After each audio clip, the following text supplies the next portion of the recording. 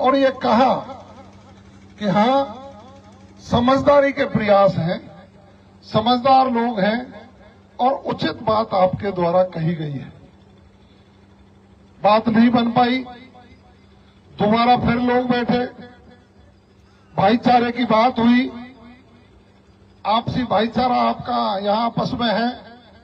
नरसिंह मंदिर पर दोनों पक्षों के जिम्मेदार लोग बैठे।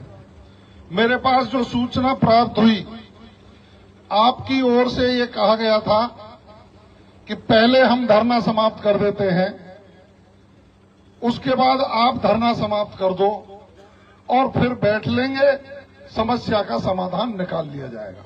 ऐसी बात थी क्या और बात थी? बड़ा मन करके आपने कहा कि पहले हम धरना खत्म कर देते हैं, फिर आप धरना खत्म कर दो और दोनों जब धरना खत्म हो जाएंगे तो बैठ के पंच पटेल समस्या का समाधान निकाल लेंगे। आपने ये प्रस्ताव दिया था, लेकिन सुखड़ी नहीं थी, बात नहीं बन पाई और बात बिगड़ गई। जब दोनों ओर का तनाव दिखाई दिया तो सरकार ने मुझे और करोड़ीलाल जी को कहा कि आप अपने अपने समाजों में बात करिए, समझाइए, तनाव ठीक नहीं है, हमारे लिए सब बराबर हैं। गंभीर में भी पानी हो, आपके गांव जो कैचमेंट एरिया के लिफ्ट से जाना है उसका भी काम द्रुत गति से हो, आपको भी पानी मिले और कमांड एरिया के मांगते हैं तो उनको भी मिले। एक रास्ता सुझा करके इसका समस्या का समाधान किया जाए।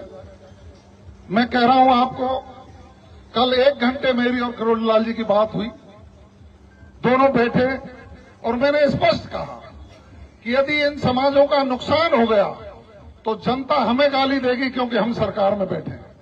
जनता ये कहेगी कि आपने समझाया क्यों नहीं, आपने उचित समाधान निकाला क्यों नहीं। सबके पास जाकर के बात करिए, समाधान निकालिए। उसके बाद सरकार के 2 बड़े अधिकारी आए और अधिकारी जब आए तो आप लोगों की संघर्ष समिति की और उधर से जो संघर्ष समिति थी, कल कलेक्ट्रेट करौली में वार्ता हुई। वार्ता होकर के एक समाधान का रास्ता निकला। बड़े अधिकारियों ने कहा कि हम निश्चित रूप से आपकी जो समस्या है वो हमारे ध्यान में है और उसको मिटाना है, हमारे संज्ञान में लाए।